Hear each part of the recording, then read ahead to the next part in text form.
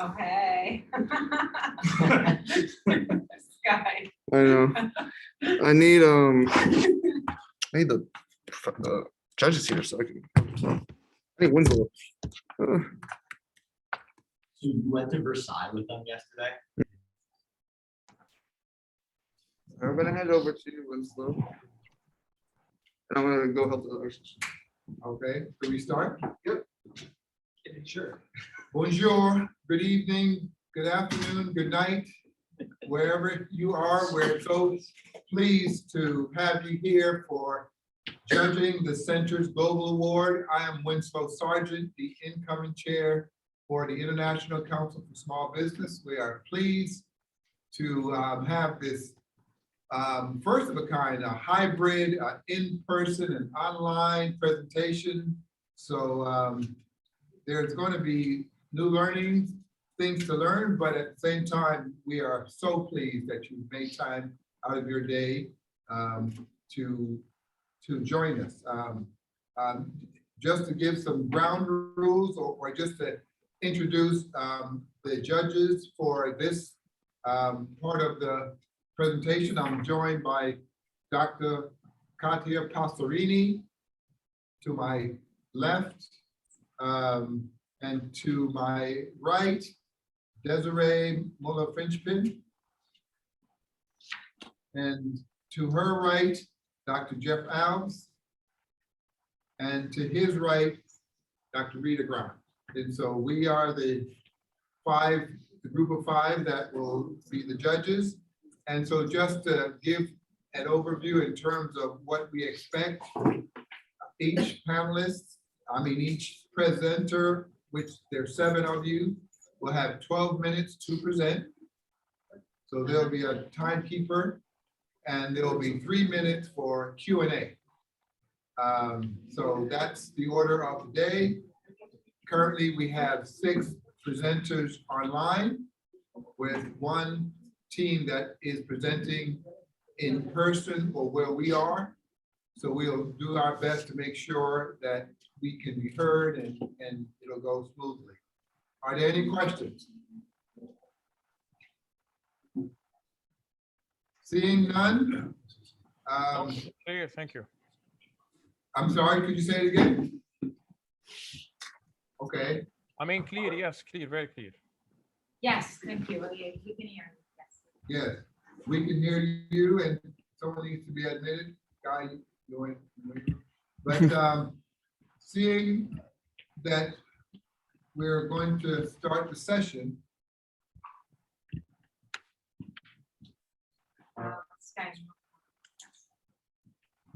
We're going to begin with the first presenter, the Center for Hispanic Entrepreneurship, Denisse Olivas. So Denisse, the floor is yours.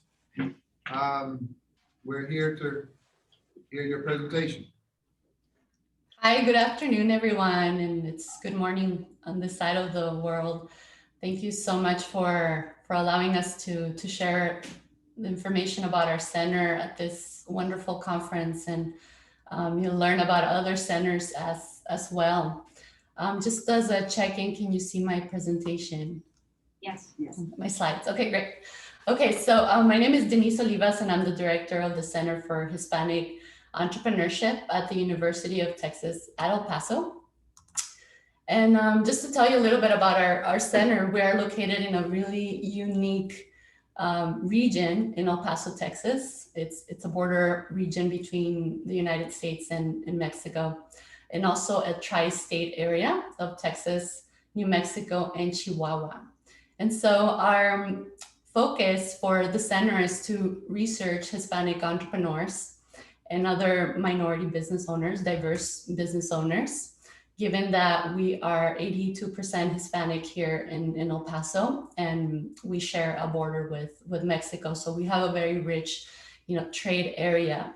And just to specify to everybody what Hispanic is, Hispanic is a label given to those who trace their ancestry to Spanish-speaking countries, whether they were born here in the United States or in another country, or immigrated to the US. And so this is the picture of the downtown El Paso area. And if you look towards the right here, these lights, that's Ciudad Juarez in Mexico. So we share the border, and we have a lot of diverse entrepreneurs in this area. Over here on the left, it's a College of Business Administration, and our center is located within the college. So why do we study Hispanic businesses? Well, it's really simple, really. 17% of the population here in the United States is Hispanic. And so we have a lot of minorities that are business owners. And as you can see here, from 2002, we've had 1.6 million Hispanic business owners. And not too long ago, we had about 4.6 million. So you can see that there's a really fast increase. This is the largest minority group in the United States, and 14% of total business owners are Hispanics. And so they're very likely 2 to 3 times more likely to start their own business for various reasons. It could be because they don't find a job and they want to start something, or maybe they have a family that they want to take care of, and so forth. But they're also more likely to fail. So we really want to find out what are those things that propel them to succeed, and how to watch out for those challenges.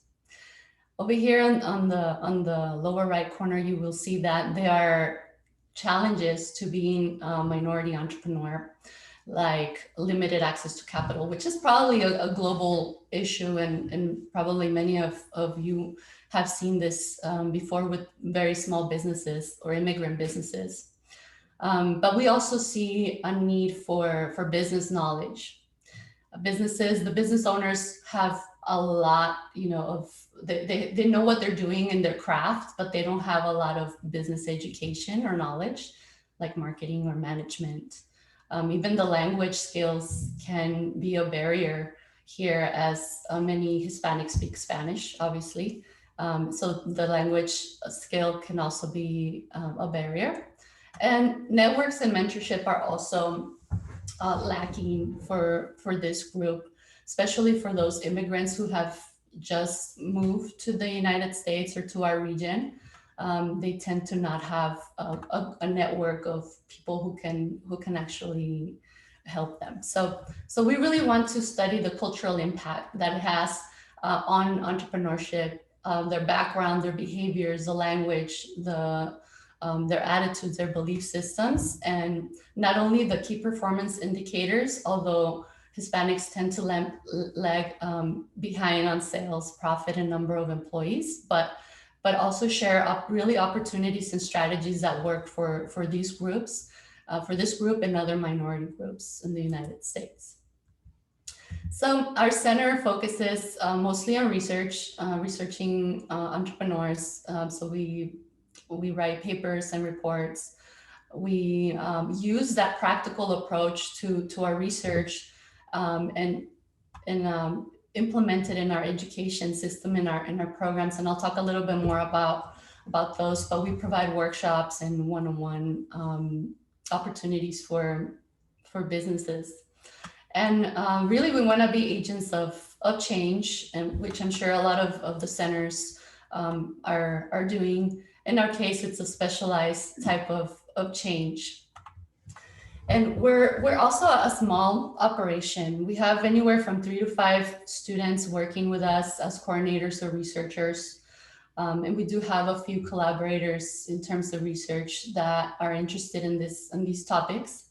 On both sides of the border, we have Mexican researchers who are interested in researching immigrants.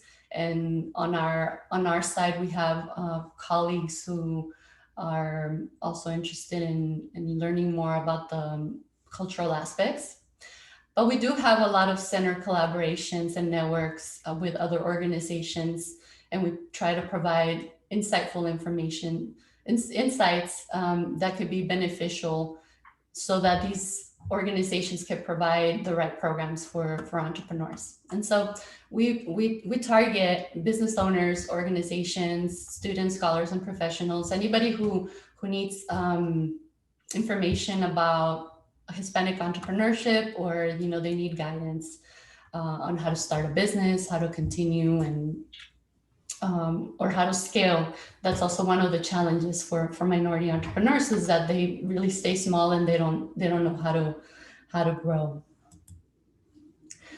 So really the innovative part of this center really is that we focus on Hispanics and minority entrepreneurship. We also focus on women.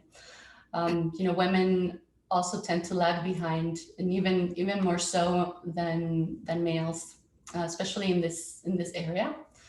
And like I said, we really want to dig more into the cultural aspects, the family, entrepreneurship, the ethical, the social responsibility part of it, and our connection to Mexican researchers, and not only our researchers on our side, but those in Mexico that are interested in this, really create that fosters creating knowledge that is very helpful, because believe it or not, when it comes to minority entrepreneurship in our big US market, it's still behind, and there's still not too much information about that. So we want to make sure that we close the gap and we have that information.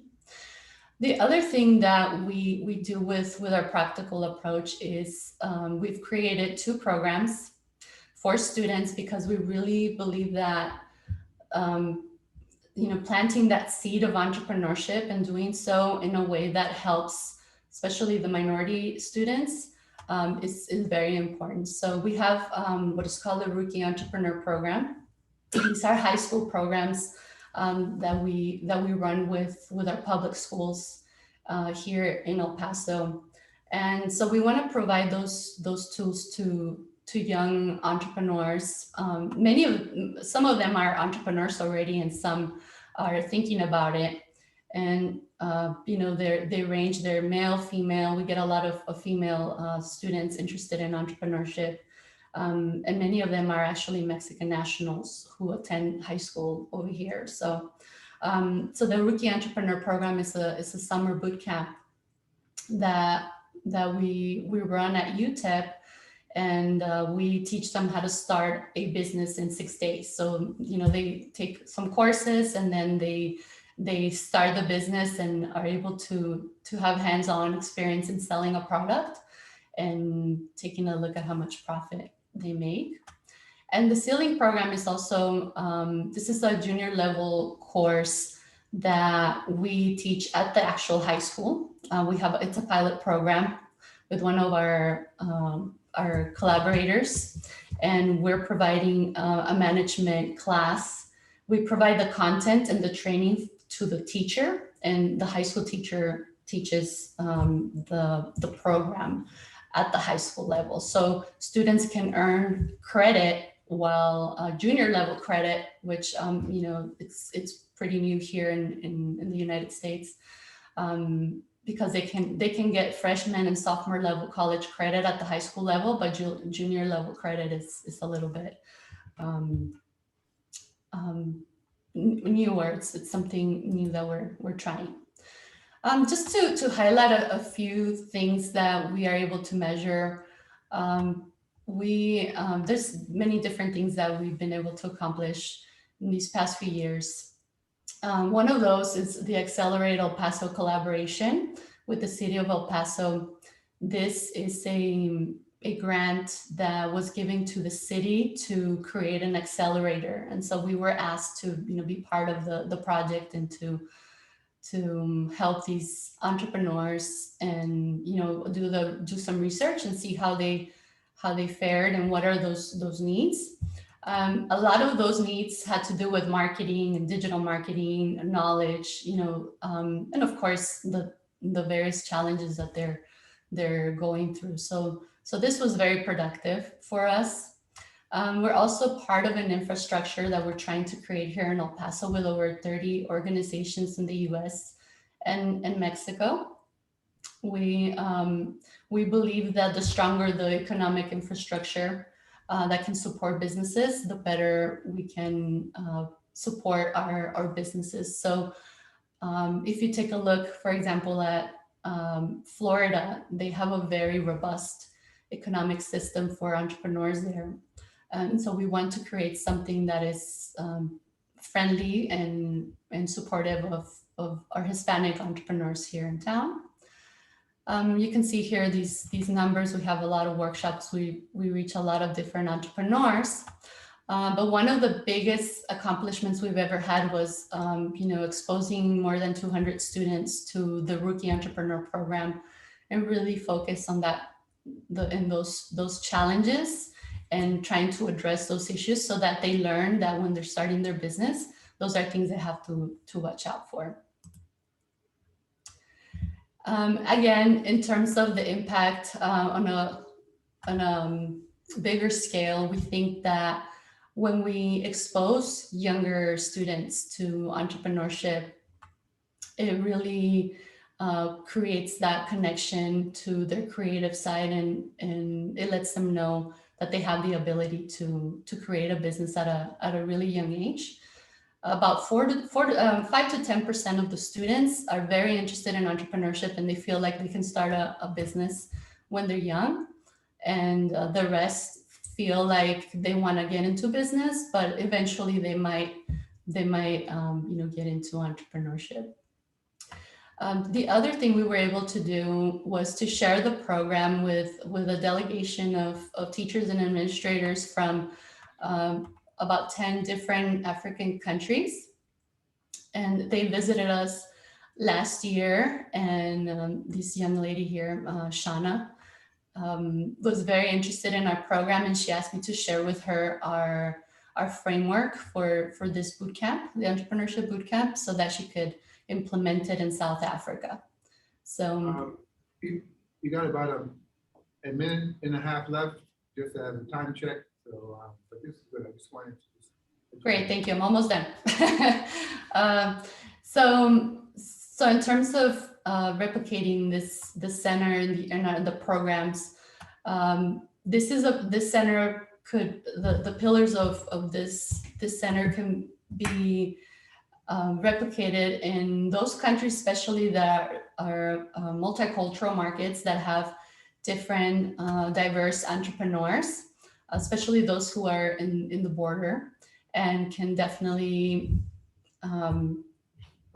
benefit from studying the cultural impact of entrepreneurship, because culture is really, really important when it comes to making decisions as an entrepreneur, and we feel like it's something worth studying.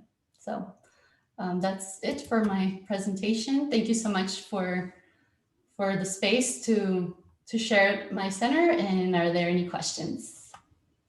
Well, thank you for that presentation, Denise.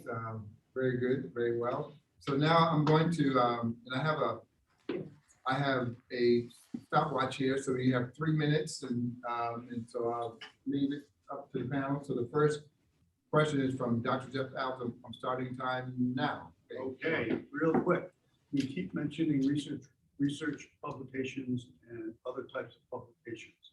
Can you quantify that somehow? Yeah, in terms of publications, since I've taken over these past 7 years, we've had two publications in diversity journals, and 2 are pending, and no, 3 are pending. 3 are being written, and we've had a report that, for the Accelerate El Paso project that took about 2 years to write, and that report really gave a snapshot of the whole environment, our ecosystem, and the needs and challenges for our local area. That was, very incorporated a lot of information. But before me, there were other papers, and I'm not aware of the number of publications. but I know that a lot of publications were done on the Family Business Journal. Rita? I'm wondering, you said that you've had over 200 students go through one of your 2 high school programs. Have you tracked what they've done to see whether they've pursued entrepreneurship in college or university, or if they've started businesses, and if so, how many? So about, we didn't track them in terms of like getting their email and, asking them ourselves. We do see them in the College of Business. Actually, some of them came back to help us with the next rookies, the next boot camps.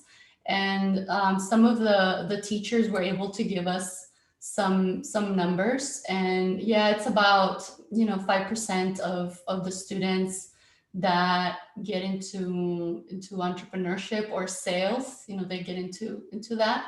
The rest of the students, about 90% end up at the college at UTEP, at the university.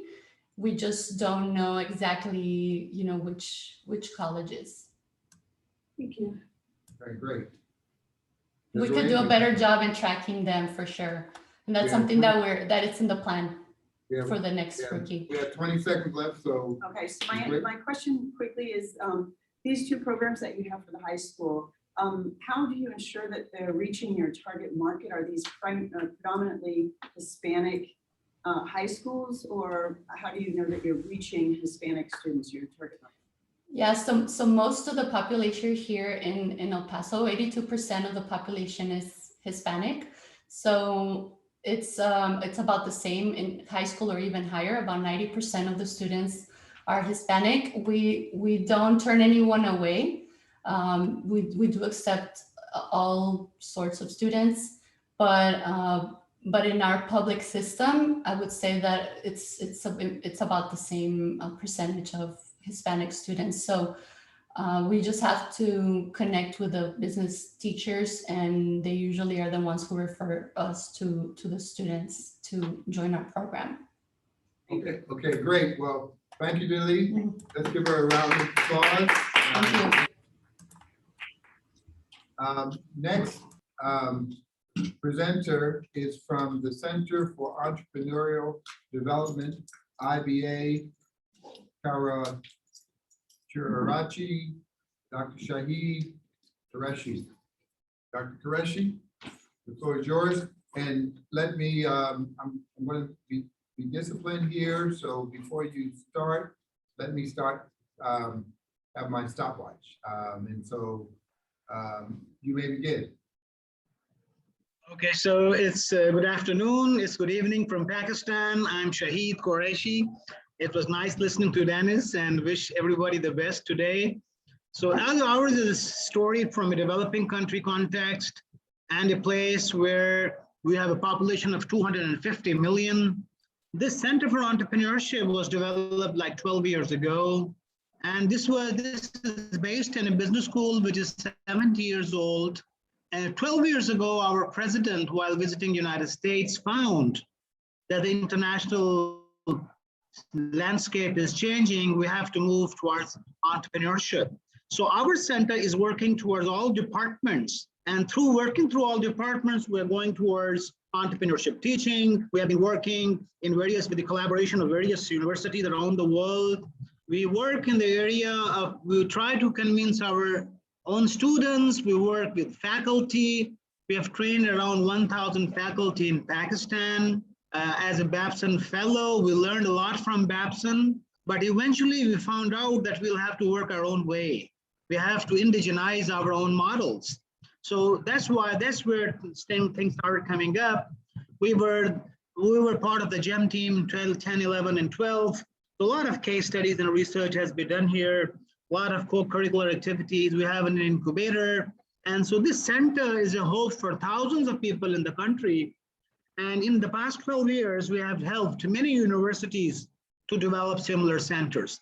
So that was a quick introduction. And what we want to do is we try to help our universities and other fellows to weave entrepreneurship, to make entrepreneurship, to make it through all of the curriculum and the content. So this is a picture of our advisory board, industrialists, entrepreneurs, men and women. This lady is the owner of a great fashion design in Pakistan. So these people keep on advising us, we keep on connected.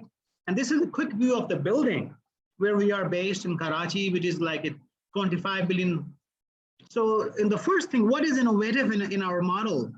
Our model is that its model is unique, is simple. We speak the language of the common people. We can approach men, women, teen, kids, the minorities, Christians, slums, religious seminaries. So our message, which was confined to the elite class, has gone through the common people of the country, more than 20,000 people.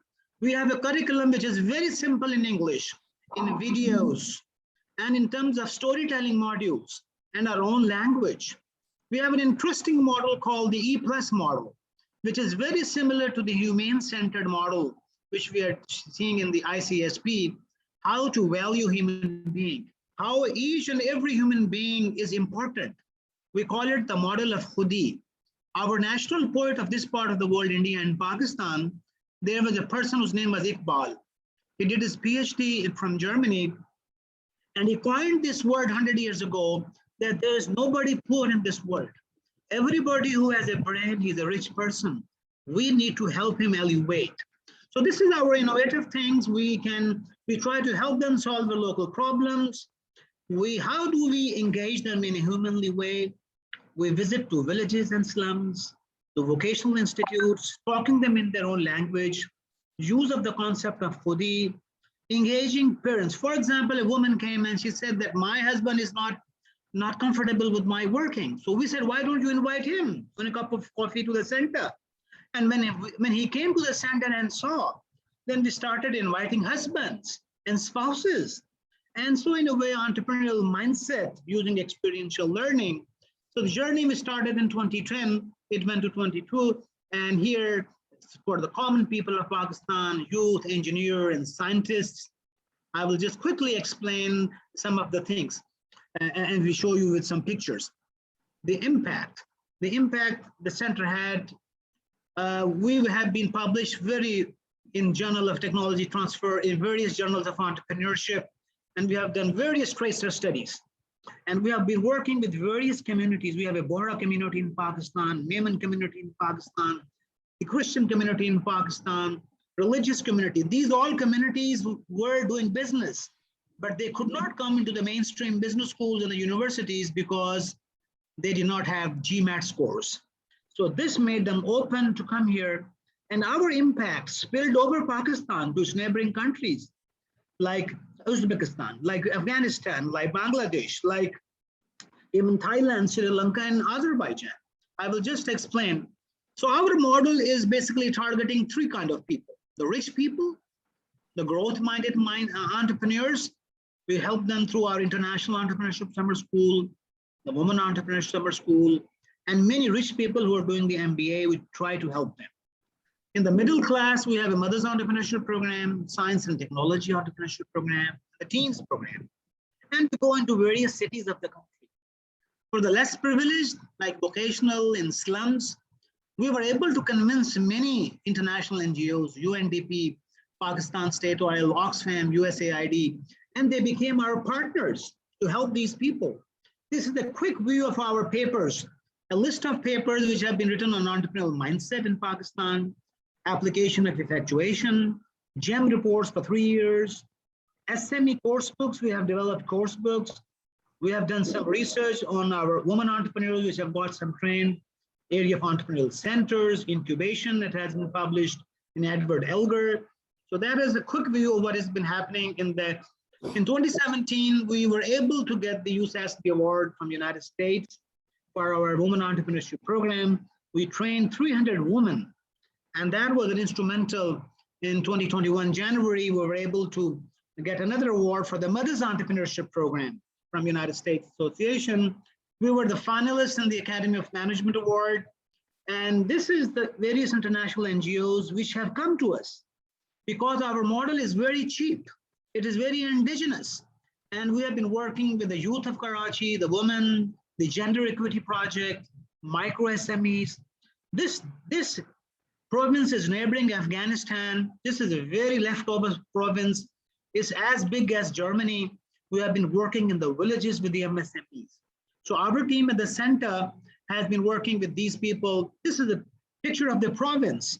So you can see working in this deserts, in the mountains. The center is somewhere here in Karachi, and the team is moving, and we have online things as well.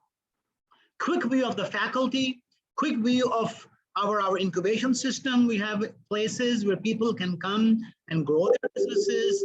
A lot of businesses have been taking place. And the next question was, how did it impact society? Pakistan is a 220 million country, and only few people can have access to the university. Only 5%, 2%. This model we call the entrepreneurship model is so easy to understand. We have trained like 1,000 faculty, and they have been our ambassadors across the whole country. If this is the country, we are Karachi here, Islamabad, the capital, like 1,200 kilometers. So there are 200 universities scattered around. So around 50 universities, in a way, have adopted the model. So it's a message of hope. We use effectuation theory, we use the entrepreneurial plus model, we use humane entrepreneurship models, integrate them together, and $10 and $50 is enough to start a business. And none of these people ask for money. That is the interesting part. That is a picture of the country. We are here, the capital is here in the north, Afghanistan, Iran, and India. These stars are the places where our center, the message is went there. We have done workshops in these places, 50 hours. And then we have a national entrepreneurship program. These young people attracted in various cities of the country. In various cities, they attend these workshops, and then we had international contribution. We were fortunate enough that we were able to, just excuse me, okay. Sorry. The slide got messed up. So we, just a minute, please. Okay, these are some pictures where I can, let me, if I can, yeah. So these are some pictures of the center where we are having international workshops. Vice chancellors and professors are being invited. People from even Germany started coming. Germany and Holland and various international destinations started coming, and we were able to showcase to the ministers, the prime minister of the country, and we were able to convince him that rather than giving them funding right away, don't give them funding, give them the mindset. Engage the universities. Engage the universities, and that will be the solution. We're part of the Effectuation Society. We're part of UCSB. We have been sharing our knowledge with the Chinese universities in 100 parts, part of the Babson Knowledge Network. This is a quick view of the pictures. Babson, you see, Babson used to ask us $30,000 for a faculty visit. In 5 years, we were able to convince them that we have something to share. Professor Bob comes on his own cost to learn and know what we are doing. So that was something amazing, I think, which was, this is a picture of various activities, and we are able to reach the Prime Minister House. I'm here standing here in the front, the Prime Minister of the Pakistan, and here we're trying to convince him that humane entrepreneurship through universities is important. So that is the quick overview. There was, my slides are a bit, sorry, I will have to. And the next part is, okay. So we have international faculty coming from Professor Miles Davis on the West Coast. 1 minute left to go. Okay, 4 minutes, okay, great. So, And then we have leading, you see, we were approached by Sri Lanka to help them develop an entrepreneurial center in Colombo. So we were there, we got an opportunity to visit various chambers. Another interesting area is women entrepreneurship. This is a very interesting model based on spirituality, based on Abrahamic religions. We think Khadija, Sarah, Mary, and Hajar, these are great women leaders. If we replicate their model and bring that indigenous things into our culture, this is Diana Welch from United States being part of our faculty and trying to teach the women entrepreneurship, vocational, women having vocational learning, doing entrepreneurship, and then we have kids entrepreneurship. Many family businesses said that our kids get spoiled when they go to school. Why don't you teach the entrepreneurial mindset in summers? So we have the summer entrepreneurship camps, and these things keep on coming. And then this is we have the incubation wall, the Christian community. Christian community is in a minority, and we've been engaging them, uplifting them to come up and do.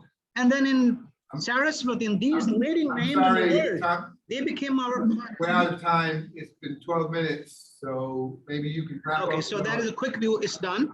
And our research, and this is our entrepreneurship model, which we have been teaching. And that is a quick overview, which we are trying to do. And these are manuals which have been prepared with teaching notes, which can be used, some book chapters and books which have been written. So our motto is to shape the world to be a better place. Thank you. Great. Well, thank you for that presentation, Dr. Qureshi. And now I'm going to start the timer. We have 3 minutes for any questions that that the panel that judges may have for Dr. Qureshi. Yeah, I have a question. First of all, great inspiring work. You mentioned women entrepreneurship and you mentioned going to villages. So I actually have two-part questions. One is, how do you convince the faculty to do this work in the field? One. And two is, with relation to going to villages and teaching women entrepreneurship, how do you overcome the barrier of a traditional structure where sometimes it's difficult for women to even have access to education, so let alone launching their own business? Thank you very much. Very important question. It is very difficult to convince business school faculty because the traditional causal way of teaching, the MBA model, it restricts you. It doesn't make you come out of your comfort zone. So we were lucky enough to get few people in accounting and computer science and entrepreneurship. Few people, 4 or 5. We started very small. And when we saw the lives being changed, and then there were tears in the eyes of the faculty. That few hours on the weekend, on Friday and Saturday, if we spend few hours, our courses of shorter duration, like 10 hours or 30 hours, a 10 hours intervention in somebody's life can change. In the beginning, we started to do free, then we got some funding, then we got some travel funding, and then we came to know that why don't we make partners in villages and small towns? So if there's a small college or a school in a town, we make them partners. We give them some money for the room, we arrange food and lunch and a certificate, and we decorate the room, and we use the seniors of the local politicians. And in that way, we have some funding for the faculty. But it happened over a period of time. In the beginning, we also had to be very entrepreneurial, with no money, traveling on our own cars sometimes. But that was a beginning. And now, once USAID saw that, World Bank saw that, people started coming in. But our mindset, our lifestyle of the faculty is still very parsimonious. We don't do overspending, we do in a very parsimonious way. And I think we have to be very humble, humility. And in humane standard has to be very key, because the moment the faculty, because the first thing, important thing, we had to listen. These men and women are not ready to listen our PowerPoints. They're not interested in Philip Kotler and Michael Kotler. They're not interested in that at all. And I must appreciate Saras, and I must appreciate effectuation theory that helped us to connect with them. And then we brought our own stories in Urdu and our own Hindi languages. That own stories, they are more powerful. A cup of tea and lunch together, and a sense and the same dress. We try to wear the same dress, and that makes them feel comfortable. So that was a quick answer. Thank you. Thank you. Time's up. Well, thank you. Yes. Great. And so thank you for that presentation. Next presenter is the Center for Innovation and Business Creation at the Technical University of Munich, Helmut Schönenberger. So let me start the timer, and the floor is yours. Super. So hopefully you can hear me and see the presentation. We can hear you. Perfect. So thank you so much for the invitation, and great to see all these fantastic entrepreneurship initiatives around the world, and like Mohammed with his energy bringing forward the next generation of entrepreneurs. So that's fantastic to see. And we here in Munich are also on this journey, on this mission to really enable and foster the next generation and of entrepreneurs and innovators. And it's also my own journey. So about 20 years ago, I was an MBA student at the university. And at that time, the ecosystem here in Munich wasn't very entrepreneurial. So I suggested as a master thesis to go to Stanford and do a benchmark between what's happening in Stanford and then compare it to our university in Munich, to the Technical University of Munich, and come up with the idea to start an entrepreneurship center there. And what was really surprising was that the university president said, hey, nice student, this is a nice idea, and let's try it, and let's also connect to one of the great industrial families in Germany. So it's called the Quant family, who owns companies like BMW. And so I had the chance to talk to one family member. And so Susanne Klatten said, okay, sounds also like a good plan, and let's start it. And that's now 20 years, and we are on a good way, I think, of enabling the German and European ecosystem. And I think everybody in the ecosystem has similar challenges. Like there are so many great challenges coming up, like climate change, like all the energy problems, air pollution, aging societies. So there's a lot to do. And I think everybody here in this call is believing in the power of entrepreneurship, and that we enable people to solve these problems in the small, but also in the large. And in Germany, one huge issue is, if you look at our ecosystem, is that the Germans are quite good in engineering and also good in mid-sized companies. But what we are lacking in the last 40 years is really build up new global companies. So everybody of you knows the Daimler company or BASF or all these large companies, but not really the new ones. And so our big challenge here in our ecosystem is not only to build niche companies, but hopefully also companies who serve the mass market. And that's the mission we are on for now 20 years. And what's good to see that we are not yet there, but we are on a good way. So we start quite some large companies, unicorn companies. So examples are, for example, Flixbus. Maybe some of you know them. So it's a global bus operator now, a long distance bus operator. And it came from a startup team of a few young guys who started that company 7 years ago. And now they have over $1 billion of revenues and millions and millions of customers. And there are many more examples like Maria and Dominic. So they are trying to revolutionize the pathology logistic chain in Europe. That's a huge problem here in Europe, that if you have a probe, pathology probe, you can't be really sure that the information of your probe is going to the lab, and then the right information is going back to your physician or to yourself. So they optimize the logistics system, and hopefully many people have a better treatment now. And there are many others like Konux. It's also a unicorn company which is making the railway industry globally more reliable by putting sensors on the tracks, and then the tracks are better maintained. So there are less delays in the ecosystem. And many more like flying taxis, or this is now the largest company, Celonis. It's a data mining company. It's now worth about $11 billion US, and it's one of the largest growing companies in Europe.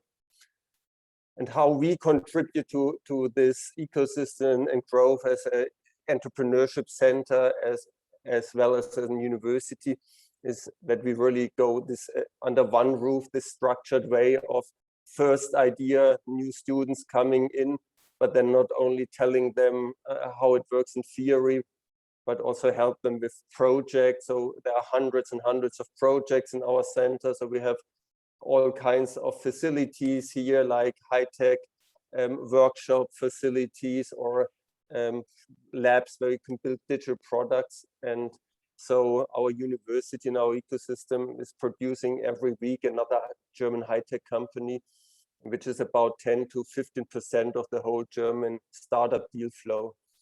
And what's also good is that now after years, also the established companies really love it. So our center is financed by 80% by these established companies because they want to be a part of the innovation chain. And so for the state, it's also really good because we pay much more taxes than we get grants from the government. So it's also for the country and the European Union a really good deal. And so the pipeline is full. So what you see on this chart is the financing rounds of our startups last year. So it's over $1 billion per year, which is invested in the companies. And so it's a long tail of smaller VC rounds. But what's also important is the problem we try to solve is to also build these global companies. So per year, we have about 1 or 2 companies becoming unicorns. And it's an open ecosystem. I think this is also what I love about your conference is that's really global. And I think our game is also global. So we are well connected also to international universities, other great entrepreneurship centers, and try to really collaborate also on an international scale, the universities, but also the VC companies, the large companies, also the governments, also like the model very well. And as we all try to build global companies, we also need a global footprint. So we have in Europe, all these European programs like the European Institute of Innovation and Technology, where we connect with the colleagues in Paris or in Barcelona and so on. But also on a global scale, we have this partnership with universities like Tsinghua University or Tokyo University or Berkeley or Stanford. And it's a really nice network which helps each other really promoting the startup cases. And back to Munich, so our university has about 45,000 students. So we have also the resources and the buildings where the startups are incubated. And our mission, and I'm also a vice president of the technical universities, to really make entrepreneurship the third mission next to research and education. And I think we are on the way to that, but still a lot of things have to be done. But what's good is so far that at least on the national level and on the European level, people see that the model has traction, that we really can bring up the next generation of high growth European tech companies. And we hope to 10x our efforts in the next 10 years and make Europe a really sustainable and innovative continent. So thank you very much. Okay, great. Well, thank you. I'm going to begin. You didn't use up all of your time, but that's okay. But I'm going to start the Q&A period, and I'll use the discretion to start with myself. Sure. Your model looks very interesting. How does it compare with Y Combinator or such accelerators? Because it seems like you take some type of equity for companies that come through your model. Is that correct? As you described it, so our idea was really to have a entrepreneur point of focus and orientation. So we thought, okay, what's the perfect journey for a young entrepreneur to walk through a university ecosystem? And now after 20 years, we basically have the whole value chain. So from education to building prototypes, to incubation, to acceleration, to financing, and even we do the IPO training with the German Stock Exchange. So basically, as a founder within our ecosystem, you can basically stay 10 years. And so it's like a huge machine where people are accelerated in a really optimal way. And the counter side of it is that it's quite a pain to run such an ecosystem, because if you look at our business model, we are everything. We are a non-for-profit educator, we are a non-for-profit incubator, we are also a consulting company, we are a venture capital fund. And so under our roof, we have about 20 business models how to run the center. And what's really good is that we say always startups first. So startups do not need to give up any equity, so everything is for free, and the companies are paying for that to be part of the ecosystem. And but that's quite a challenge, because the target group who gets most of the benefits doesn't pay for it, and so we always have to have good relations with all the companies like Google and Intel and all the European companies who really say, okay, this is a joint effort to invest in the next generation. And there again,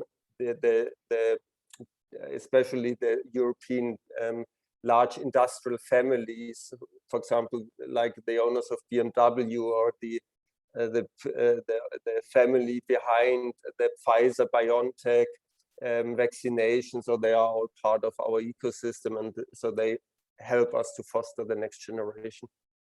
Okay, got time for one more question, if there's any. I just have a question on if they stay 10 years, do you kick some out, the ones that are failing? Do you help them understand that there is no business model and move them out of your value chain system? So every piece of the chain there integrates again. So for example, at the incubator, the startups not automatically are accepted, but as a young startup, you have to apply for the incubator, and in every part of the value chain, you have to show that you are full of energy again and are willing to go the next steps. But as we have about 20 such programs, I think, yeah, like everybody who really wants to achieve something has a great chance. And so the volume is, so in our physical courses, we have about 5,000 students per year in our courses, and in the online courses on top, it's about 25,000 additional people. Okay, great. Well, thank you. Well, thank you very much. Thank you. Next presenter, number 4, it's BUE's Science and Innovation Park, SIP, Sarah Khalifa. Sarah? Yes, hello. Okay, Hello, about to start the clock. You have 12 minutes. Okay. Starting now. Yep. Yeah, hello everyone. Good morning or good afternoon. We are so delighted here and excited to present today. Welcome from Africa, Egypt, and we would like to present our Science Park today to you. So allow me to share the screen for you. Just 1 second. Okay, this good? Is this good for you? Yes. Okay, perfect. Okay, so introducing the Science Park. The Science Park is the first science and innovation park in Africa, all right? It's designed to support startups, SMEs, and companies to actively engage in innovation activities and to share knowledge and create opportunities. Actually, how we started via a collaboration with China's TUS Park. This is the largest single university science park in the world. Okay, So we needed their aid to establish our science park that is related to the British University in Egypt. Our mission is creating an ecosystem that fosters sciences, innovation, entrepreneurship, and helping these businesses to develop their products and services. Our vision, of course, is to bring innovation to every corner in Egypt, to contribute fundamentally to the government's innovation and entrepreneurship initiatives by empowering knowledge exchange and technology transfer. Under the Science and Innovation Park roof, okay, so if we suggested it's an ecosystem, there is the business incubator here, okay, and also we are hosting the TICO office, Technology Transfer Office. In addition, that we are next to the one-of-a-kind nanotechnology center, and other two centers, Physics Center and Sustainable Future Studies, all under one roof, all right. What we do, we bridge the gap between the science and business, okay. We also promote the university's research, and we embrace all business enthusiasts under one roof, okay. What the park offer one-of-a-kind facilities, including office spaces, either it's shared or private office spaces, okay, and of course business support services that help lots, had and is helping lots of startups and SMEs to grow and thrive their business. This is like examples of our office spaces, small, medium, large spaces to suit the business or the startup needs. Our community or ecosystem, of course, provides supporting services like high-speed internet, 24/7 access, electricity, AC, parking, security, access for persons with restricted mobility, and so on. Other supporting facilities are our one-of-its-kind meeting rooms, seminar room, and communal areas. One of our biggest edges that we are linked to the British University in Egypt. Okay, this is a renowned university in Egypt. Our proximity to the university allows our businesses inside the science park to link to those experts in different faculties, labs, and research centers, so that they can work on improving their ideas, either these are products or services. This is our faculties. We have 11 faculty inside the British University in Egypt. And we have 10 research centers, okay, in different fields, physics, pharmaceuticals, computer science, nanotechnology, and so on. Our companies in the science park has a full access to such labs and centers, and the experts in the faculties to ask for their expertise and help to improve their business. Under the science park, there is our incubator, or the British University in Egypt incubator. The business incubator actually was launched in 2018, okay. Ever since, it has been providing today's entrepreneurs with the needed business knowledge and understanding. The business incubator equipped them with needed skills to accelerate their businesses. What the business incubator provides, it provides or offers a tailored technical and business programs to startups, early stage businesses, or established businesses with new products or directions. The partners of the business incubator differ from governmental partners and international ones. Actually, of course, TUS Park and TUS Star, the China-based TUS Park, USAID, the Ministry of Trade and Industry, Academy of Scientific Research and Technology, both are governmental entities, and of course, Renergy Egypt. Okay, so this was a sneak peek about us. So let's talk about our impact on the ecosystem. Talking about the Science Park first, we have 12 hosted companies, 20 plus partnerships, many entrepreneurial events and internal integrations.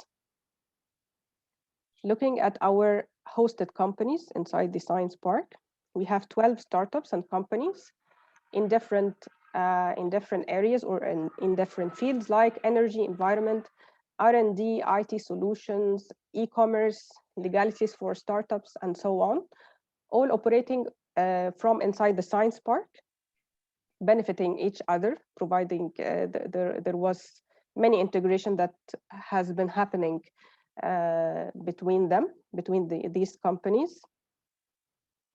They have actually chosen the Science Park to be a place or an office for their business to grow and thrive. Our partnerships, we have many partners in the ecosystem. We have reached international and national and governmental partners who have been collaboratively or cooperating with us to serve our startups. Mainly our pool of partners allow for sharing knowledge and creating opportunities. We are so proud to have such a landscape of these partners. We have thankfully benefited each other and benefited the startups, of course, along the way. Talking about the internal integrations, there has been many, so let's name few. Okay, so we encourage our companies to hire their interns or employees from our alumni, BOE alumni. Okay, so we make it easier for them. Some of them, okay, of course, many of our companies have benefited from recruiting some of their staff from the BOE alumni. We provide them with free legal advices and consultations. We help them file their patents if they have managed to do some patent. They can register and file their patent. They can register their company at our address, of course, and we provide them access to the university's events, workshops, and competitions that allows for more exposure and, of course, creating opportunities. Some of the integrations that we are so proud of are El Ashri. This is one company at the Science Park, Genesis record holder, by the way. It's an R&D company who has been improving its product in collaboration with experts and professors at BOE Faculty of Engineering. Another integration was two startups. We have helped them in their quality assurance and successfully contributed to their improvement. Lastly, we have two companies who were incubated in our last cycle in the incubator, but after the incubation cycle, they decided to move to take two offices in the Science Park itself. Okay, so moving to the effect of the business incubator.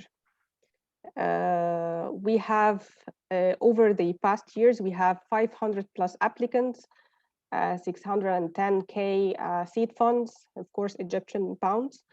And in the upcoming 3 years, we have 6 million seed funds. We has been granted 6 millions from the Academy of Scientific Research to provide the needed assistance to our startups in the incubation cycles.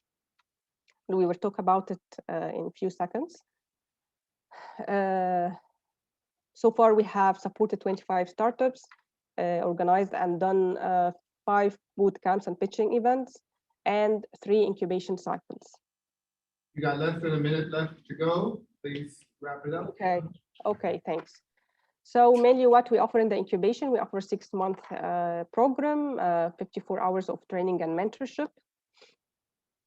We have e-club. E-club is a way to support or prepare next generation of entrepreneurs, leaders, and innovators, but we focus on the students of the British University in Egypt. Okay, these are our graduated and current startups. This is Interlock, our grant that will be supporting startups in the field of green and sustainable cities, and we are so excited to do it in the upcoming 3 years. We have been serving community in addition to the past slide, of course. For example, during the COVID, we have tailored and printed face shields, and we distributed it among the governmental hospital Abu Rish inside our fabrication lab. During the COVID, we supported the SMEs or startups by a special discount, 25% to 50% discount. We have provided the events or trainings virtually to make it easier for them, and tailored specific events that's related to COVID-19 for their awareness and knowledge. All right. Lastly, need to wrap it up. Your time yes, is up. of course. Wrapping it up, what we do in the Science Park and the Business Incubator totally contribute to the Egypt's vision to 2030, and of course the SDGs of the United Nations. We contribute mainly through these 6 goals displayed on the screen, which is the thing that we are so proud of. And lastly, of course, our model can be used as a benchmark because we are among the first in the MENA region.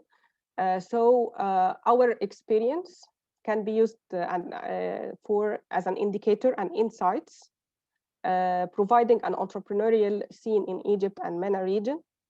And of course, many others can copy or make use of our experience to do a science park in the same,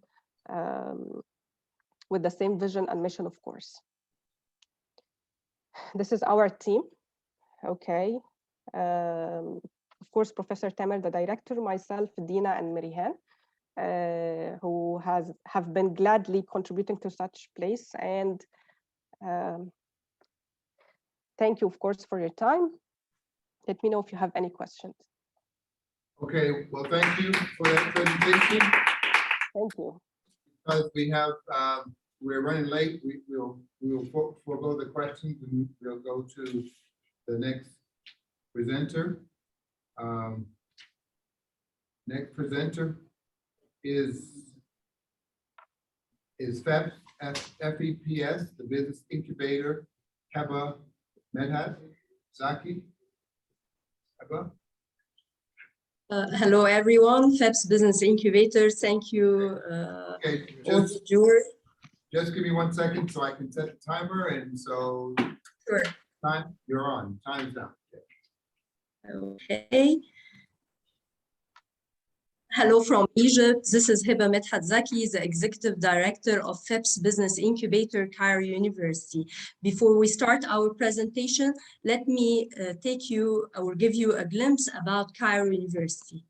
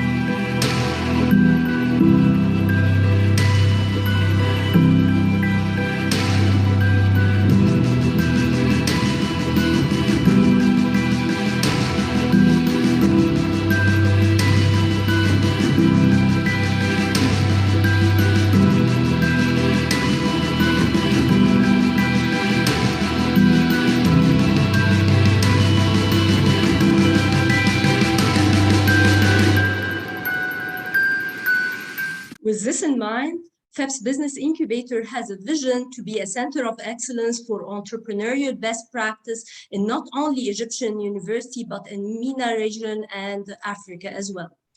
With a mission to empower a generation of startups and young entrepreneurs to dynamically support the Egyptian economic growth. FEPS BI has some objectives that are namely creating entrepreneurial mindset among Egyptian youth, nurturing early stage startups from ideation to action or to market, the contribution to job creation, the inclusiveness, to integrate our startup in the global and regional value chain, and lastly but not least, the contribution to commercialization of scientific research. With all our objectives and services that we deliver, FEPS BI support 10 of the UN SDGs, as it's seen on the screen.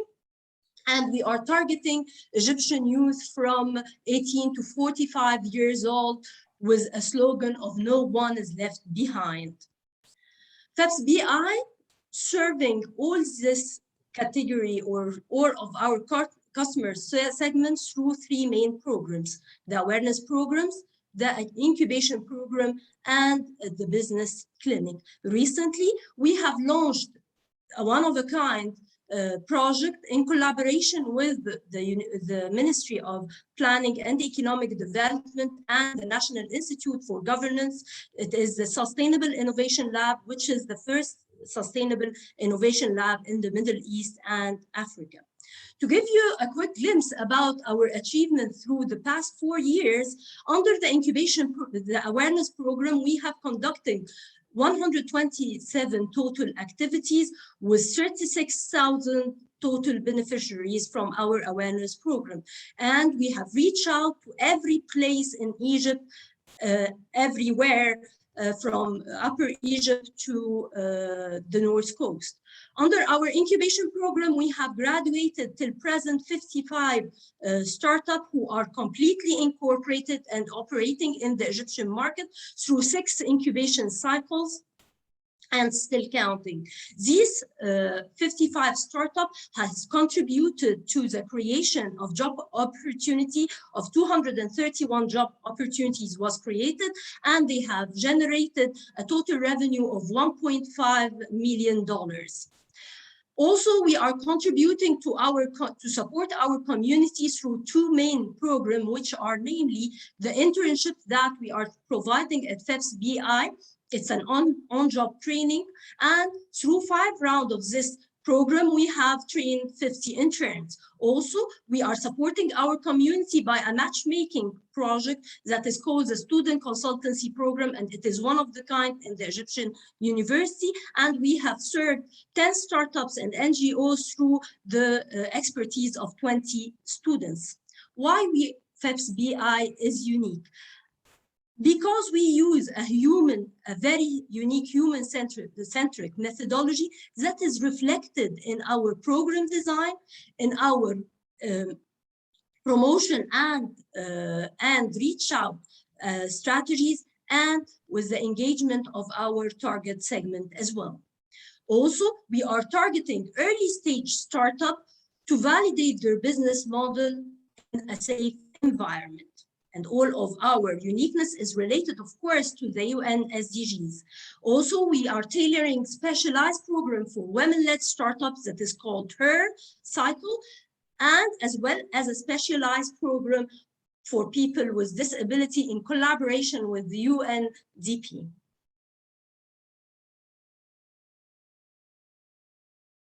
Also, we are relying on diversified partnership with local partners, with regional partners, and with international partners as well.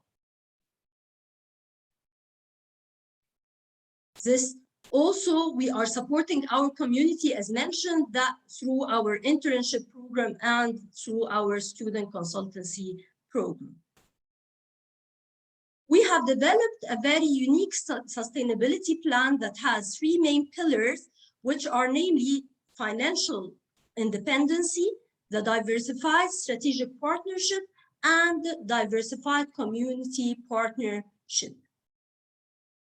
Our model could be replicated because FEPS BI is cost efficient and human resource efficient. We are working with a very small team and very limited resources, so we have done a lot of achievement.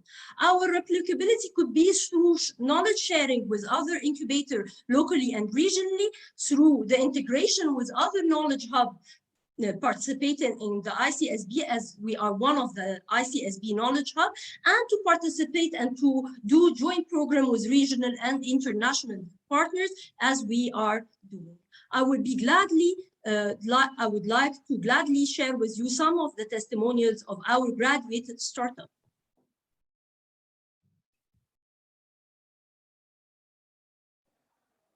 I'm Radwa Shahid, the founder of Orion Haircycle FEPS Incubator. I have graduated from Haircycle, which was a very special experience for me because it was a holistic experience. It's not only for business, but it supported me on personal and cognitive levels. They have accepted me from just like an idea, and through the program I have developed the idea and built the business model for my startup. The most unique thing for me was the one-to-one mentorship sessions, which is tailored especially for my startup. Best of luck, FEPS BI. رواد الأعمال دايما بيبتكروا أفكار جديدة علشان يساعدوا المجتمع بتاعهم ويخلوه مجتمع أفضل ويحسنوا من حياة الناس في البلاد اللي هم عايشين فيها. بس أي فكرة جديدة بتبقى عاملة زي الطفل اللي لسه مولود، بتحتاج لرعاية واهتمام وبتحتاج لجايدنس ومنتورشيب عشان خاطر توصل لمرحلة النمو ويكون طفل صحي ومفيد للنفس والمجتمع. اللي بيحصل مع البيزنس انكيوبيشن، الجود مامي هنا بتبقى حاضنات الأعمال، وده كان الدور اللي عملته معانا فيبس بي اي عشان تساعدنا نطور البيزنس موديل بتاعنا ونكبر البيزنس بتاعنا في فترة 6 شهور بس، وكمان نخلق التحول المطلوب اننا نتحول من اننا بيزنس جو تو داي لاننا نعمل فيرست اكزيت في حياتنا. Thank you فيبس بي اي. A very dear testimonial from Her Excellency Dr. Hala Saeed, the Minister of Planning and Economic Development, Egypt.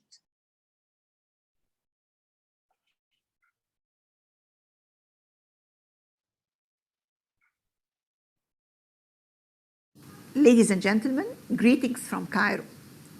It is with great pleasure to share with you an inspiring success story that I have personally witnessed and thus is very much close to my heart. This story dates back to April 2016, when I was the Dean of the Faculty of Economics and Political Science at Cairo University, proudly contributing to laying the groundwork for the establishment of the FEPS Business Incubator, the first business incubator in an Egyptian public university. This idea emanated from a genuine acknowledgement of the need for an effective and well-integrated system for promoting and enhancing entrepreneurial skills in public universities.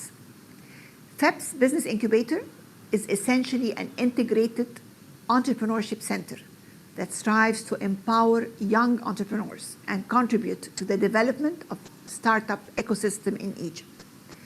Through notable academics and expert practitioners, the incubator sheds light on entrepreneurial best practices, uniquely positioning enterprising individuals to develop relevant competencies, enabling them to build their successful ventures and turn their ambitions into reality.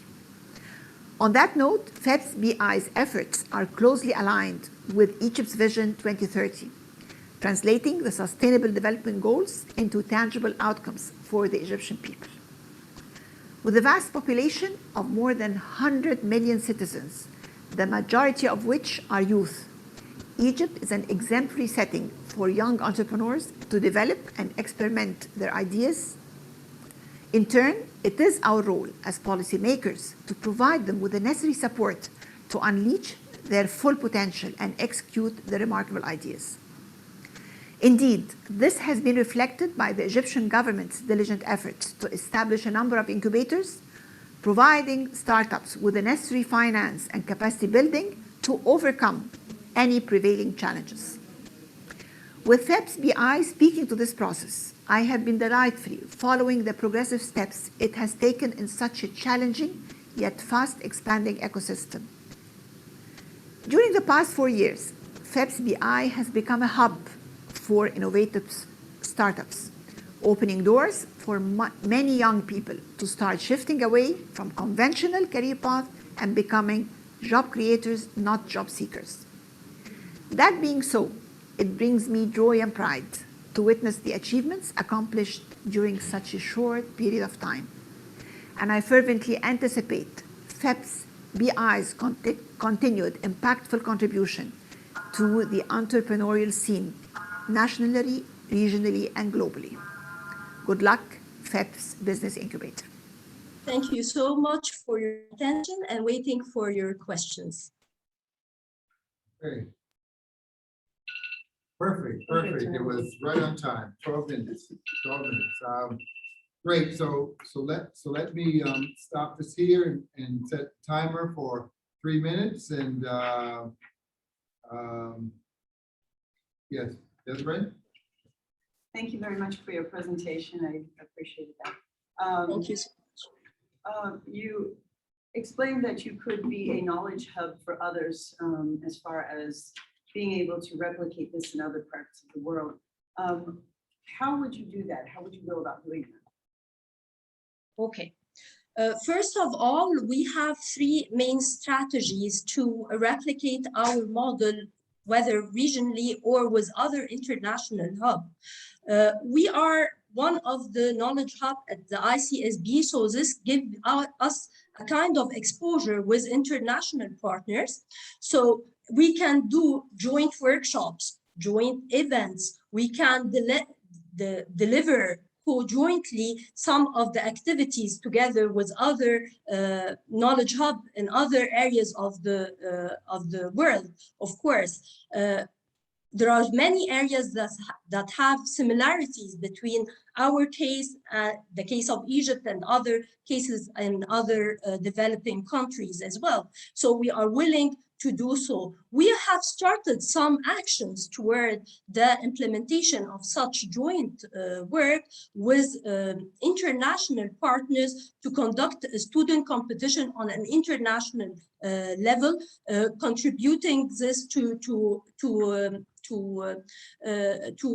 disseminate the thinking or the mindset of entrepreneurship between the international youth. Also, we have conducted another regional competition in collaboration with the Agency for Francophone Universities, which is it's a regional agency, and it has a membership of many universities all around Africa and MENA region, and we have conducted this kind of competition. So this is our strategy towards the contribution to the replication of our model. Also, I have to mention and emphasize here on a certain unique point that we have, that we are cost efficient really, because we are running under a very tight budget. We are in a public university, so we don't have enough budget, though it is a challenge, but it doesn't hinder us from progressing and delivering a diversified form of activities to many of the Egyptian youth, not only to the university students and graduates. I hope it has answered your question. Yes, thank you very much. Great. With that, we're just about to run out of time. Just want to thank you again, Heba, for the presentation and for answering our questions. Let's give her a big round of applause. Thank you so much. Appreciating. Thank you. Next speaker, Mr. Wael Eldesouki Bedda from AAST Entrepreneurship Center. Welcome, Wael. So let me set the timer to 12 minutes, and can you hear us? We can hear you. Can you confirm that you can hear me? You're on mute. Are you on mute? No. Oh, yes. I can hear you, yes. Okay, great. Okay, good. So I'm going to start the timer now. The floor is yours. Okay, thank you very much. So good afternoon, everyone. I'm Wael Eldesouki. I'm leading the Center of Entrepreneurship at the Arab Academy for Science Technology. We're based in Egypt. Actually, I'm very happy that this is the third case from Egypt, and this indicates that there is a lot of things that are going on in the Egyptian ecosystem. And now, as you may know, most of these, in terms of number of startups, the highest number of startups in the MENA region are coming from this country, from Egypt. Let me, in the beginning, give you a quick idea about our university, the Arab Academy. It's the educational organization of the League of Arab States.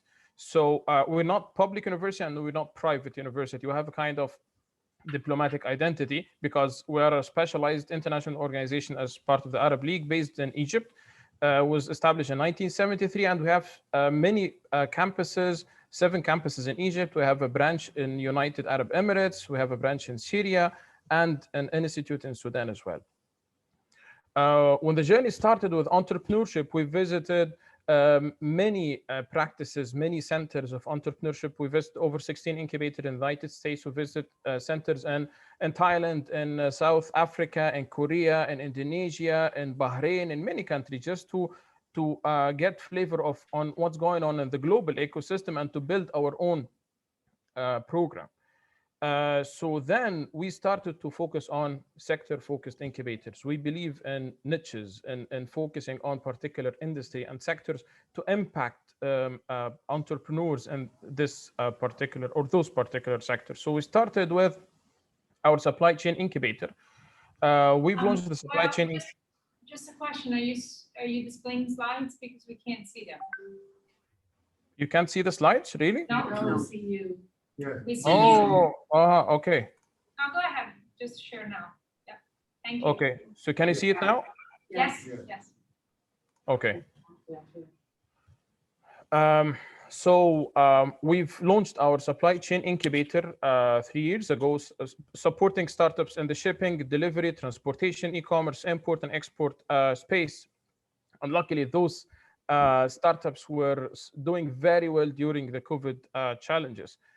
We also have another incubator focused on tourism, Mashraq Tourism Incubator. We're trying to disrupt the tourism industry, supporting tech-based startups in the tourism sector. We also have another incubator named Tanmiyah and Tatweer to support startups in Upper Egypt and agribusiness. Why Upper Egypt? Because this sector is very, very important in Upper Egypt, rural areas, agricultural space. So in the next 6 months, for example, we're planning to support 60 startups in Upper Egypt and agribusiness sector. We have another incubator in our branch in Aswan, which is in the far north, south of Egypt, Masar Agribusiness Incubator. So, I mean, we focus on sector-focused incubators. Not only when I say sector-focused incubators, not only taking cohorts and cycles and number of startups, we build ecosystems around those sectors. So, for example, in our supply chain incubator, those are sample of the activities we've been doing all over the last year and a couple of years to build momentum and to build ecosystem and to promote entrepreneurship in supply chain, because we need that, because sector focused incubator is very challenging to have talented and qualified startups in particular sectors, like pitching events, like supply chain innovation competition, like startup weekends, all are focused on supply chain, the same in tourism, the same in agribusiness. So this is our philosophy. We have other national platforms that we believe are doing great impact on the Egyptian and national economy in general. One of them is our startup school. We have a startup school, an online platform. It was launched early 2020, just after the COVID era.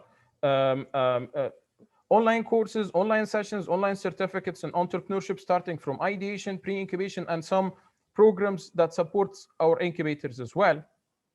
We have a national platform, the Rally Competition. It's a national, one of the biggest platforms in Egypt, basically, focusing on university students, and we have also other tracks for startups. When we first launched the rally competition, it was focused on our students. Then we expanded to Egypt. Then we expanded to the Arab world. And I will talk more about the Arab rally competition in a few seconds. We also have other programs like we're the national partners of the Creative Business Cup global competition. We're launching, we're finalizing the launch of an incubator focused on people with disabilities. We've been doing many activities the last year targeting or supporting startups led by disabled people. And then we're in the process of launching an incubator focus on this particular segment. We also have many programs and platforms and partnerships on regional basis. When I say region, I mean the MENA region. I will talk about the sustainable ones. One of them is the Arab Rally competition. We launched the Arab Rally competition in 2019, and the closing was in Bahrain during the World Entrepreneurs Investment Forum in partnership with UNIDO Bahrain and Union of Arab Chambers in Lebanon. We had participants from all over the Arab countries, as you can see in this picture. What's more important is not only awards, is the audience. We had businessmen and investors from Kuwait, from Arab Emirates, from Saudi Arabia, from all over the Arab region. So those entrepreneurs had a great opportunity for getting additional investments in addition to the awards. And the next Arab Rally competition will be in Dubai, Expo 2022 in Feb next year. The next Arab Rally competition, I mean. We're also working on another regional program in partnership with the Union of Arab Chambers, the Arab Chambers of Commerce. They are planning to launch entrepreneurship centers in the Chambers of Commerce in every single chamber in every single country. So as you see in this picture, we've been part of the training and capacity building program for the Arab Chambers of Commerce. We had participants from Oman, from Saudi Arabia, from Sudan, from Syria, from Lebanon. And the other picture is the program they launched in Egypt, and we are part of the consortium responsible for building their capacity. Also, we have a partnership, long-term partnership with the Arab Tourism Organization under the umbrella of the League of Arab States, launching a network of tourism incubators. We started with Egypt. We have another program called TED Arabs, which is Tourism Entrepreneurship Digital Program, targeting all potential entrepreneurs in the tourism sector. I mean, potential entrepreneurs, because this is the main objectives. We're building ecosystem.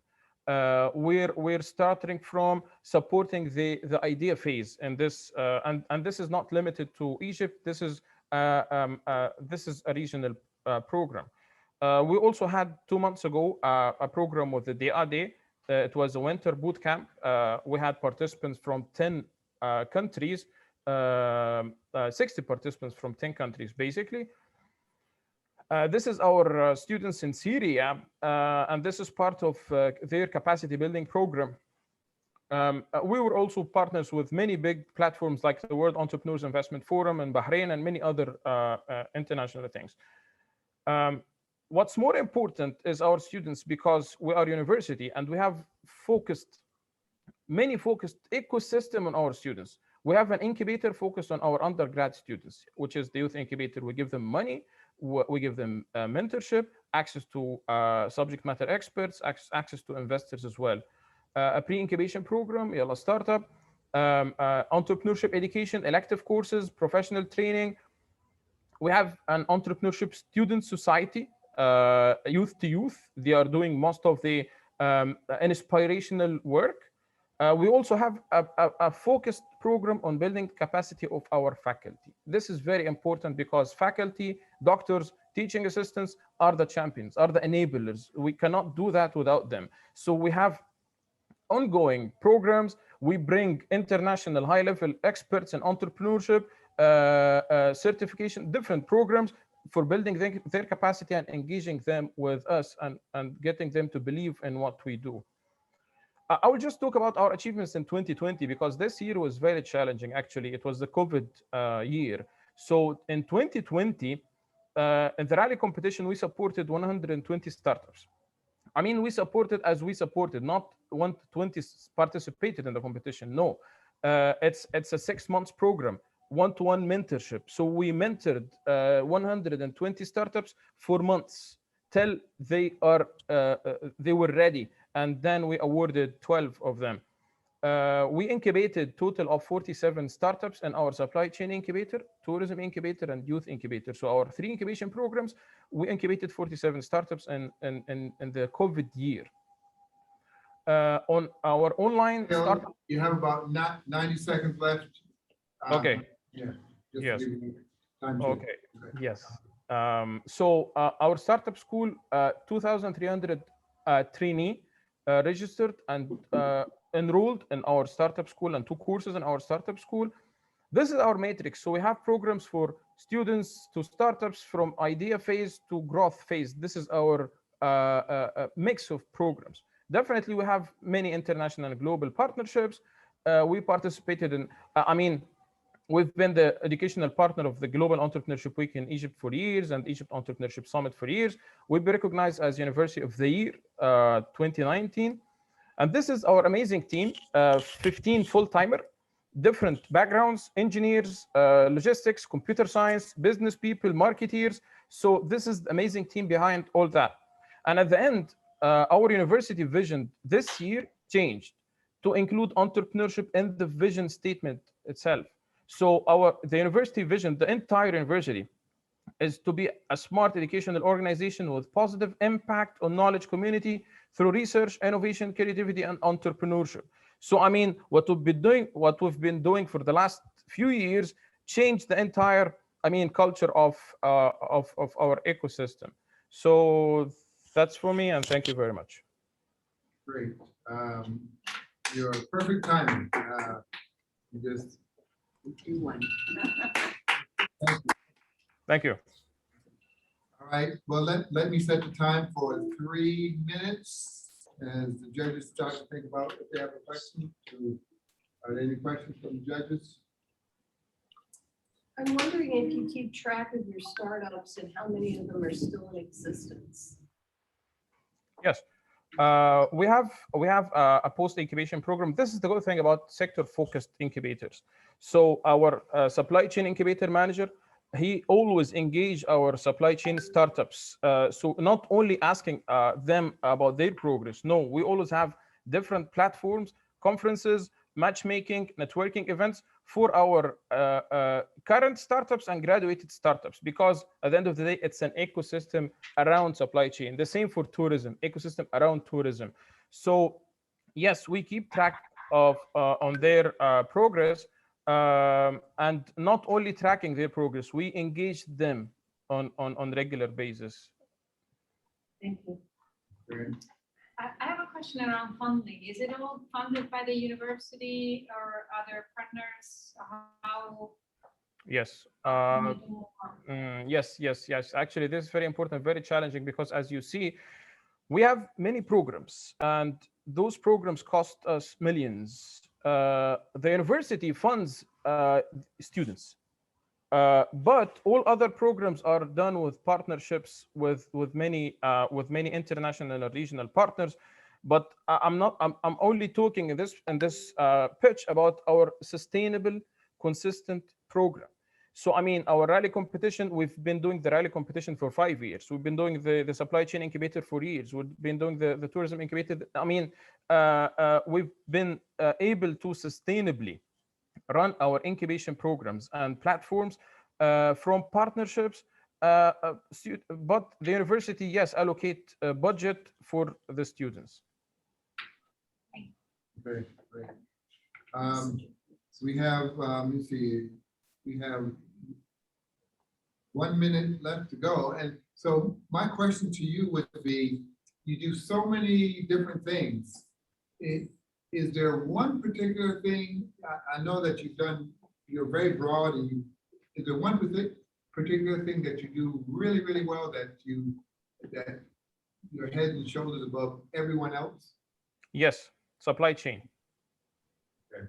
Yes, for one reason, because our university, it was established 50 years ago, and the university was specialized in maritime. So, and then we expanded to logistics, education, and then we expanded to everything else. So we have an international network, a very strong international network of very senior leaders in the logistics and supply chain ecosystem. Most of the leaders of those multinational companies and ports and everything are graduated from our university. So, so in the supply chain, yes, we have competency over anyone else. Yet we believe in building communities. I mean, in tourism, we're partnering with the tourism organization, the Arab organization. So they have this ecosystem. Okay, great. Well, thank you again. Thank you very much. The final presentation for this session, Dr. Eric Liguori of Rowan Center for Innovation and Entrepreneurship. I'll wait till you get ready before I start the timer. I'll start it now. I'm going to try. Jersey boy now. So I don't know if they're going to be, well, the team will be able to hear you, but they won't be able to see. That's okay, because I have it open on Zoom here. Okay, okay, great. So so just give me some time and okay, I can start it. Sure, Eric.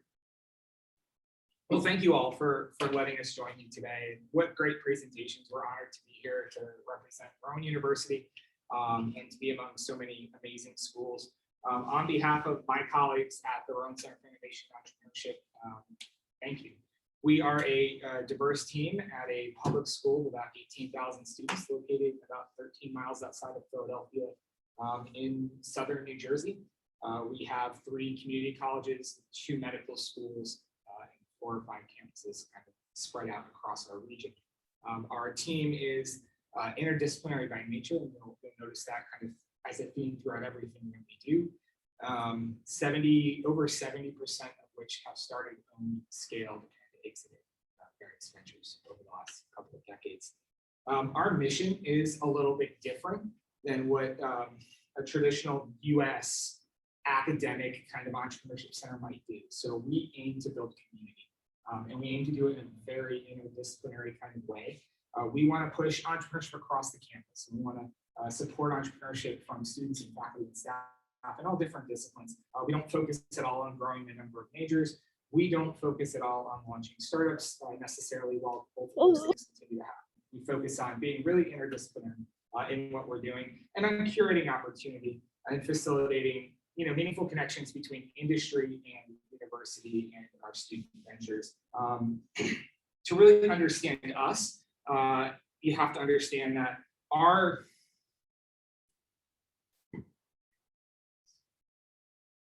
entire approach is integrated with curriculum. And by curriculum, I'm not talking just about our academic degree programs. I'm also talking about our non-credit courses, our workshops, a MOOC that we participated in this past year that was very large around COVID, our community accelerator programs and partnerships and workshops, a bunch of different initiatives we have with regional network of K-12 schools and community colleges. And so everything the center does integrates back in to the curriculum and our community partnerships. And so we're kind of in the middle of this network. Our main programming is pretty substantial. We run about 100 events a year, spread out really across all 12 months. Our, I guess, funnel, so to speak, starts each August, September with a more idea stage competition. We take that forward to the start of the next sort of calendar year and focus more on a business model, business plan process. So we're trying to basically pipeline people from ideation to execution. By the time we get to the summer, and there's a whole bunch of other workshops and programming and entrepreneur events that happen kind of in complement to this. By the time we get to the summer, we're focusing on ventures that are ready to kind of grow and scale, and those we put into an accelerator program. Our accelerator program has been running now for 4 cohorts. It's active today, actually. We give non-equity seed funding to each of these companies. We hire external professional coaches to work with each of these companies. We've invested about $125,000 in this over the last few years. We partner with NJIT one of the other regional schools in our area to help connect accelerator teams from across the state. And we've had our accelerator companies raise just over $1 million in the last 18 months alone. Our Think Like an Entrepreneur Academy is an effort we started about 4 years ago. And this is one that's really kind of my baby. It's focused on underprivileged and underrepresented populations, and specifically on rising juniors and seniors in high school. So this is an outreach effort done by the center to show students who might not otherwise consider college as a pathway or entrepreneurship as a pathway to them, a pathway forward to join academia and or to start a venture and or to make the world a better place. 100% of the students participate for free. 100% of the students who complete the program earn college credit.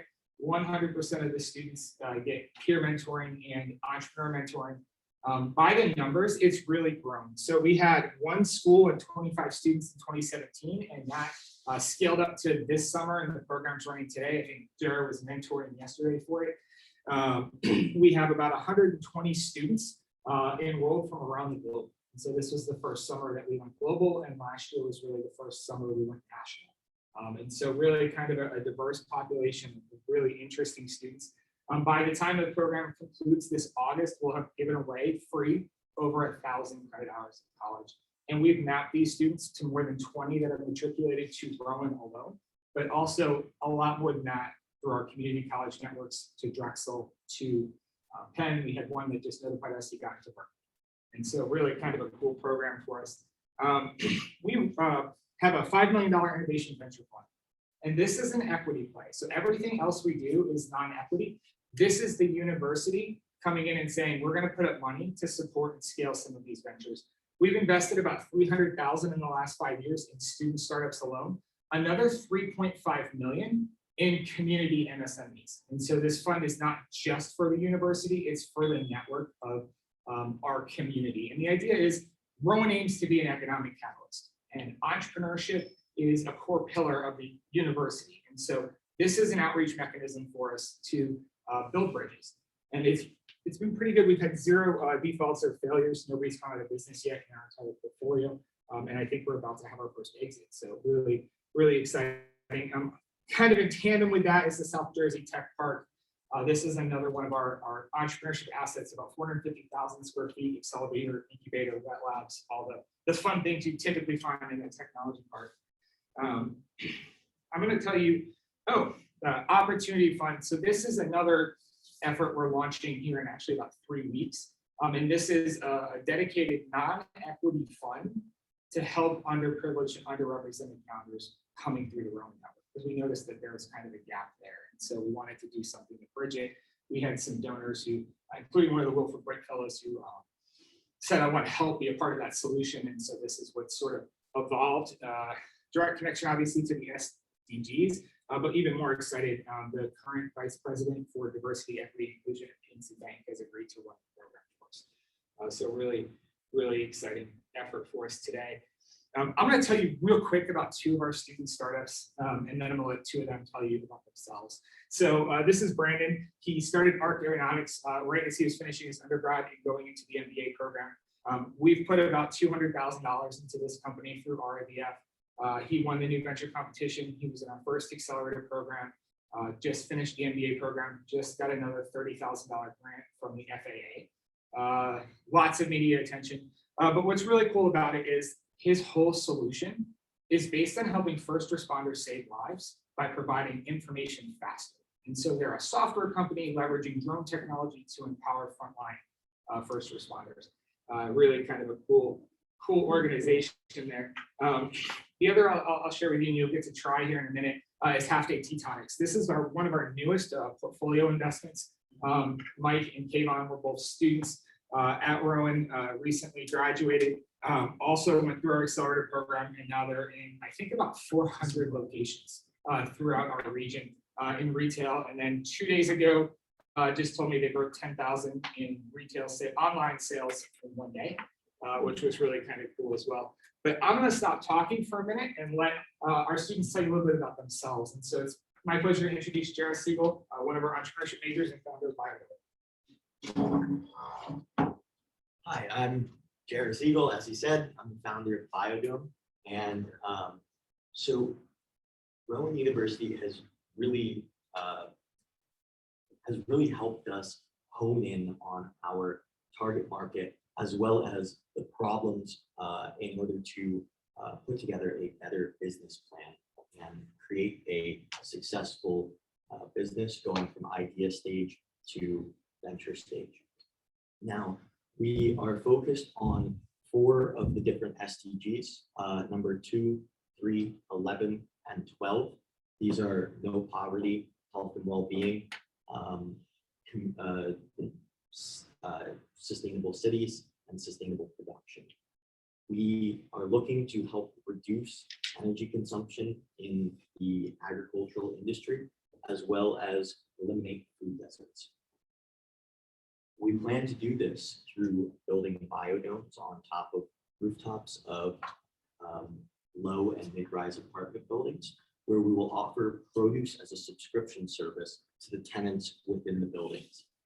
And then on the back end, we will be donating the remainder of the produce that we make on a weekly basis to local soup kitchens and other charities to help with the food desert issue.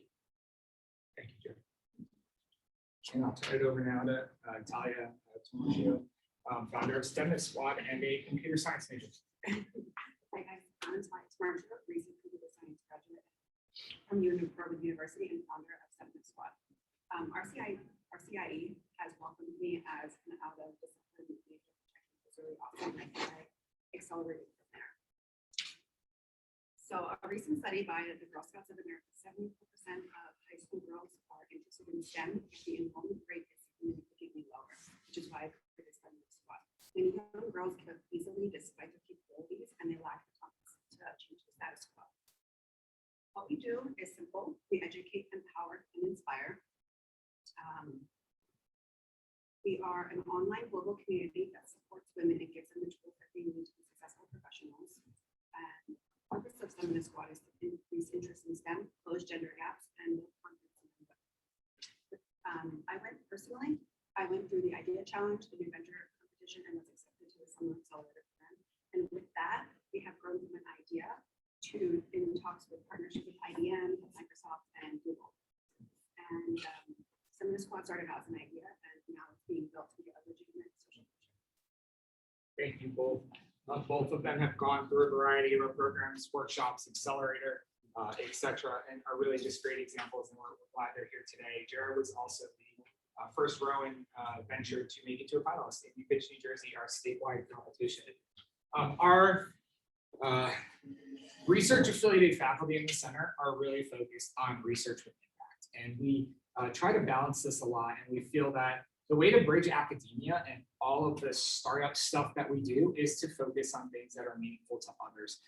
Susannah Santos, I know some of you probably have met her before, does some amazing work in this space, especially around sustainable business models. Poverty alleviation is entrepreneurship as a mechanism for that. A lot of other kind of high touch, high impact applied research. Same thing, Morris Collini, another one of our colleagues, really focuses on culture and the role of entrepreneurship at sort of a global level. And he is especially focused within the Egypt region, and recently had a new paper out in Journal of Entrepreneurship and Emerging Economies. Again, one that has a lot more application to it. And then my own research as well. We've had a pretty big year from this standpoint, but our editorial on how to pivot classrooms online when the COVID pandemic hit just hit 17,000 downloads in 12 months, and there's almost 200 citations in 12 months. And our paper, thank you, Jeff, for allowing us the platform in Journal of International Council for Small Business. That was more practitioner applied towards small businesses. We're out of time. Okay, good. I just wanted you to finish up the last statement. I just want to give you a round of applause for that presentation. We have 3 minutes to answer questions, and so I'm starting now. Desarae? So Eric, I would really like to see your next slide and how you are preparing to be able to maybe replicate this in other places. So what would you replicate? Sure. So we basically share everything pretty openly, pretty widely, and pretty freely. So we run an annual Entrepreneurial Mastermind Summit, which invites people from really throughout the US, although we've had 1 or 2 internationals that join us to come and sort of see everything that we do, our makerspace and learning lab in particular.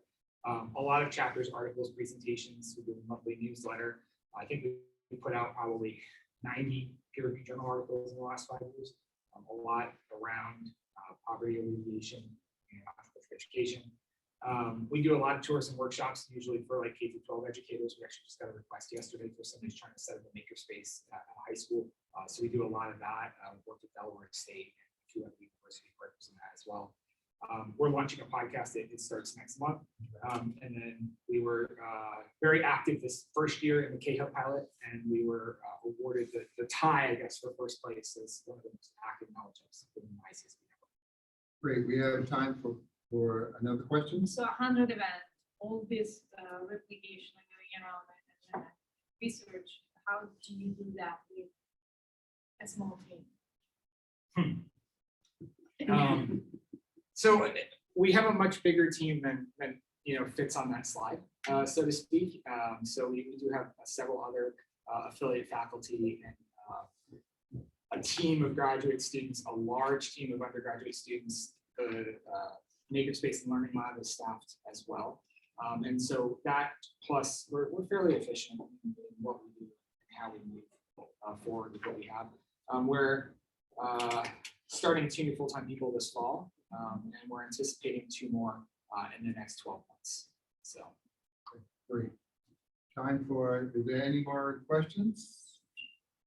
Great. Well, let's give them a round of applause again for. So that wraps, yes. So this wraps up the presentation portion of this contest. And so what I'm going to do is I'm going to ask Mrs. Sky Blanks. He's going to explain the logistics of how we the judging the results. So Sky. Sure. Hello, everyone. So what's going to happen is you should have received an email from our team with the link to vote. We'll send another one if you haven't gotten it. We'll send it on Heba as well.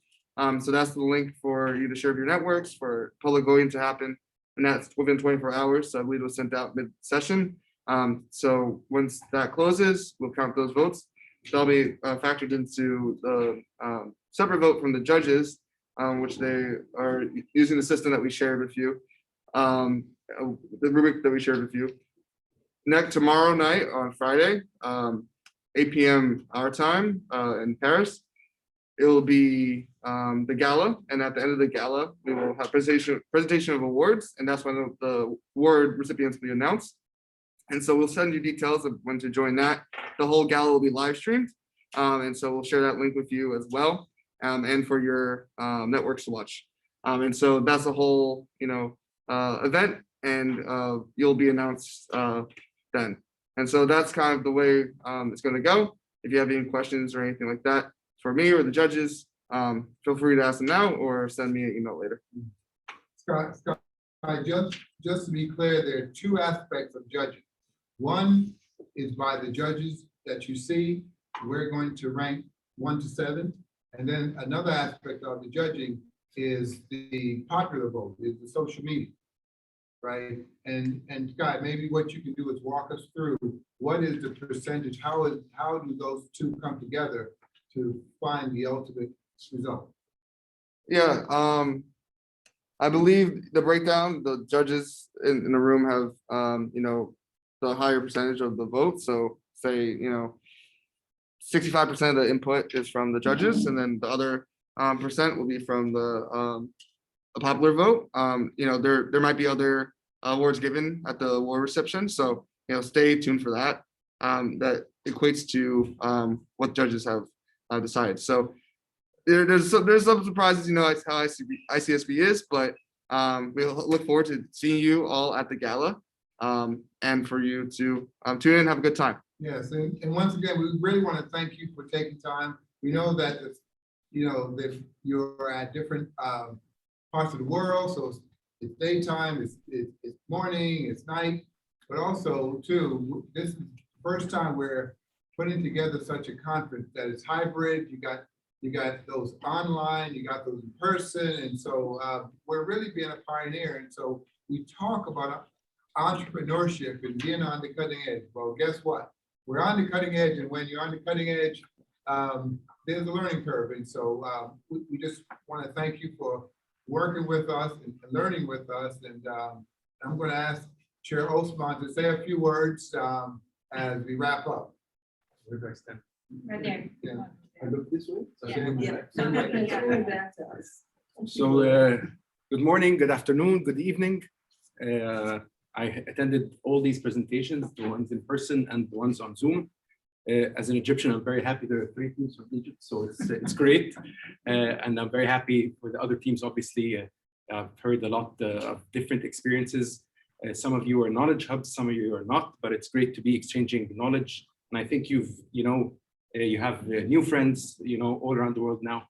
And the team here at Rowan as well, they're very good at what they do. So you should all connect together. So good luck to everyone. I'm sure people have started voting already an hour or so ago. And we'll see you tomorrow. Yeah, we see them. Yeah, they started voting. Yeah, there are And the judges will vote as well. And we will announce everything tomorrow at after 8 p.m. Right? Yeah. Okay. Good luck. Thank you. Okay, great. Well, thank you. It was a great learning from all of you. Thank you very much. Yes, great. Thank you. Judges, we have to, we're coaching.